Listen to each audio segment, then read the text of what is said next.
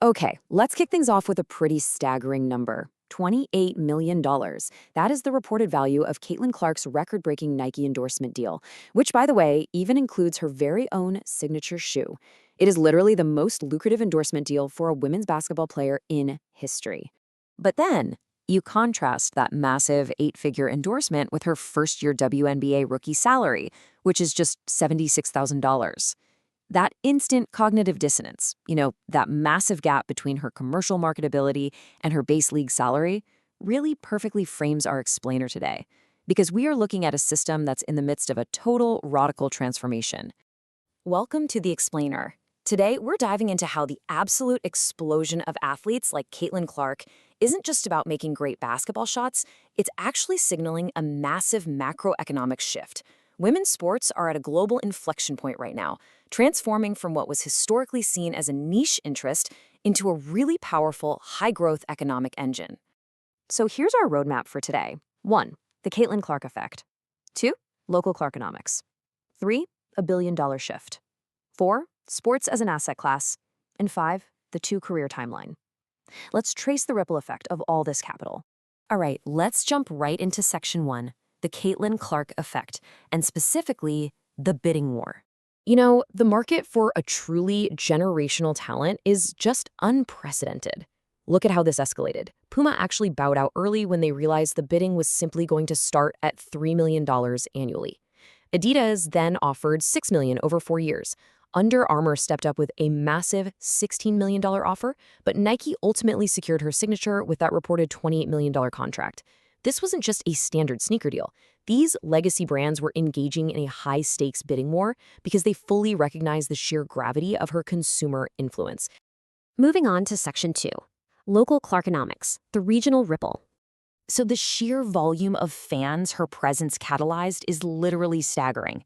The Common Sense Institute tracked the baseline attendance for Iowa women's basketball before Clark joined the squad, and it hovered around 125,000. By her senior year, that number skyrocketed to an astonishing 350,000 attendees. Attendance nearly tripled. And what's really interesting here is that out-of-state visitors grew from 10% to nearly 15%. That means over 38,000 new fans brought fresh out-of-state dollars directly into the Iowa economy. In all those fresh dollars, they translated to an estimated $82.5 million in increased consumer spending over 3 years. To really understand the scale of that direct GDP impact, which sat between $14.4 and $52.3 million, just look at these tangible equivalents. That is enough money to purchase thousands of acres of Iowa cropland. It could pay the tuition for thousands of University of Iowa students. Or, for a fun metric, it's the equivalent of buying up to 4 funnel cakes for every single attendee at the Iowa State Fair. I mean, that is the true power of a single athlete driving a localized economic boom. Which brings us to Section 3, a billion-dollar shift, elevating the league. For years, players have been actively advocating for better travel conditions, right? Well, we are finally seeing this newfound capital, the rising valuations, and that massive influx in viewership directly translate into long-awaited structural milestones.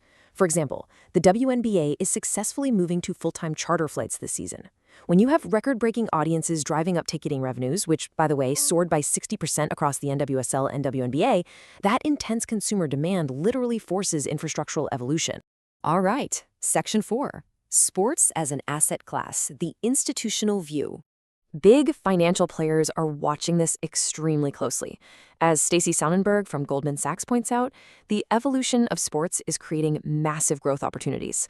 It's no longer just about buying a ticket to a game, it's about stadium design, infrastructure, and building a completely immersive consumer experience.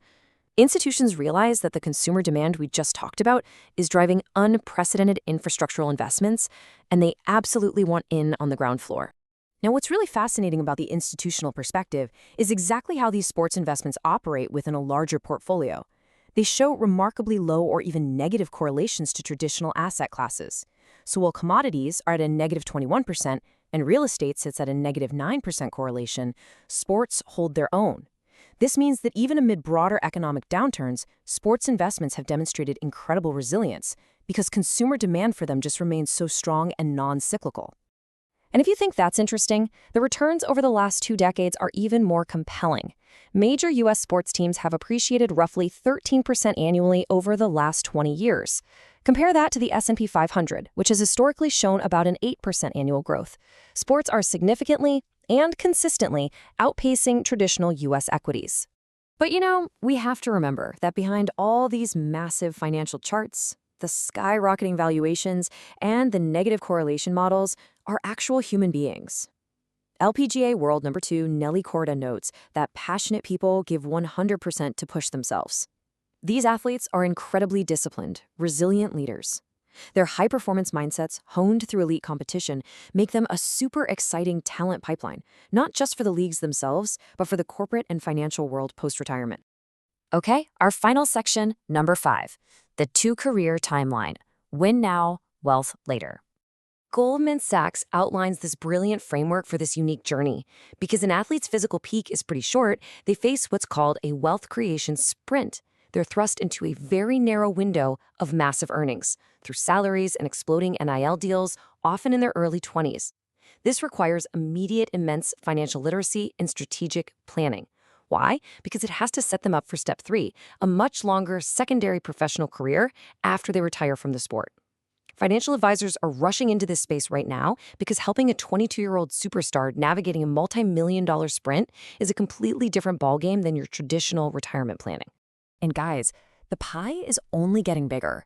Through this powerful combination of superstar talent like Caitlin Clark, skyrocketing attendance, exploding media rights, and smart institutional strategies, the U.S. women's sports industry is projected to hit a staggering $2.5 billion in revenue by 2030. Think about that. That is a 250% increase from 2024. So the ultimate takeaway from our explainer today is this. We've seen the data. We've tracked the ripple effect all the way from a collegiate basketball court in Iowa to the trading desks of Goldman Sachs. As this massive economic shift happens right before our eyes, turning a cultural movement into a billion-dollar asset class, the question isn't whether it's a good game anymore. The real question is, are you going to stay on the sidelines or are you ready to invest?